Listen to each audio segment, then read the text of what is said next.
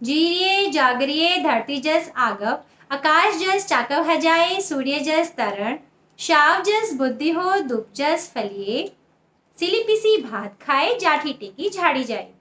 हरेला एक बुजुर्गों के आशीर्वाद का त्योहार है और इस आशीर्वाद का मतलब है तू जिंदगी भर फले फूले, तुझे किसी भी चीज की कमी ना हो। तू धरती की तरह धैर्यवान, आकाश की तरह उदार और सूरज की तरह चमकता रहे। श्याव यानी लोमड़ी जैसी तेरी बुद्धि हो और दुब की तरह, घास की तरह तेरी प्रसिद्धि फैले, दूर दूर तक फैले। बुढ़ापे के अंत तक तू अपने दांतों से अनाज खा सके और शौच के लिए भी ठीक ठाक जा सके। नमस्ते, मेरा नाम याशी है और मैं जेनिक्स रूट्स चैनल में आपका स्वागत करती हूँ।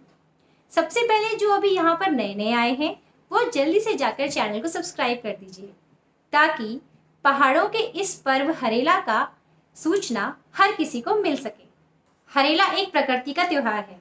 वैसे तो सारे पहाड़ी लोग हरेला के बारे में जानते ही हैं, लेकिन अगर आप किसी नए शहर से हैं और अगर आप इसके बारे में नहीं जानते तो कमेंट करके बताइएगा कि ये त्योहार आपको कैसा लगा। वैसे तो सारे त्योहारों की तिथियां बदलती रहती हैं, लेकिन हरेला एक ऐसा त्योहार है जो हमेशा 16 जुलाई को बनाया जाता है। कभी कभी ऐसा होता है कि ये एक दिन भी लेट हो सकता है, यानी 17 जुलाई के आसपास बनाया जा सकता है। हरेला ऋतुओं के आगमन का त्योहार है, यानी हरेला ऋतुओं की सूचना देता है। उत्तराखंड में ज्यादातर सिर्फ 3 ही मौसम मनाए जाते हैं, ग्रीष्म, शीत और सावन मतलब वर्षा। ये त्योहार हिंदी सौर पंचांग की तिथियों के अनुसार मनाया जाता है। शीत ऋतु अश्विन मास से शुरू होती है, इसीलिए अश्विन मास की दशमी को यानी दशहरे को हरेला बनाया जाता है। ग्रीष्म ऋतु चैत मास से शुरू होती है, इसलिए चैत मास की नवमी यानी नवरात्रियों में मनाया जाता है हरेला। और वर्षा ऋतु सावन में मनाई जाती है। वैसे तो हरेला साल में 3 बार बनाया जाता है, लेकिन सावन का जो हरेला होता है उसका महत्व ही कुछ और है, क्योंकि सावन शिवजी भगवान का प्रिय मास है। इसीलिए हरेला का यह त्योहार भी सावन में शिव भगवान को अर्पित है। और वैसे भी उत्तराखंड को शिव भूमि, देव भूमि कहा जाता है।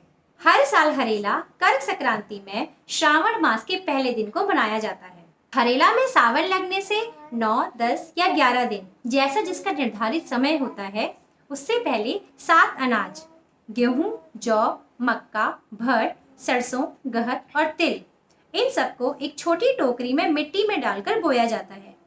इसे सूरज की सीधी रोशनी से बचाकर सुबह शाम पानी से सींचा जाता है। 9वें दिन पाती की डाली से इस पर गुड़ाई करी जाती है और फिर 10वें दिन इसको काटा जाता है।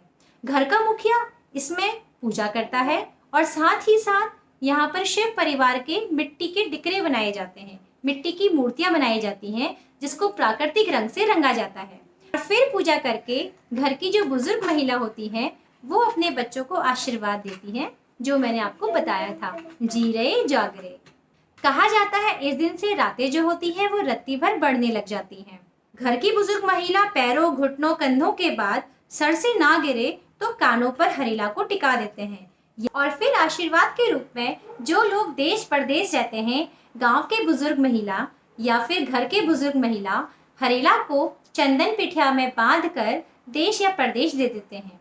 हरेले के पीछे बहुत सारी गीत कथाएं भी हैं।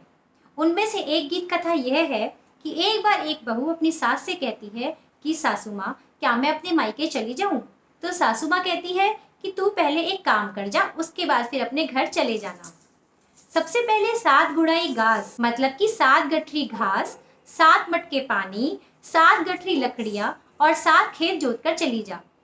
ये सुनकर वो बहू खेत में जाती है और सूरज भगवान को प्रार्थना करती है कि जब तक मैं ये सारे काम ना कर लूं और अपने मायके में अपनी ईजा के पास, अपने मम्मी के पास ना पहुंच जाऊं, तब तक आप अस्तमत होना। सूरज भगवान भी उसकी बात मान लेते हैं और जैसे ही वो ये सारे के सारे काम करके अपने मायके पहुंचती है तो वहीं पर आंगन में पहुंचते ही उसकी मृत्यु हो जाती है। ऐसे ही बहुत सारी गीत कथाएं भी साथ में चलती हुई आ रही हैं। अगर आपको इसके अलावा कोई और गीत कथा पता है तो कमेंट करके जरूर बताइएगा। आशा करते हैं आपको ये हरेला का त्योहार बहुत अच्छा लगा होगा, क्योंकि इसी हरेला के त्योहार से हमारा सावन शुरू हो जाता है। हर हर महादेव।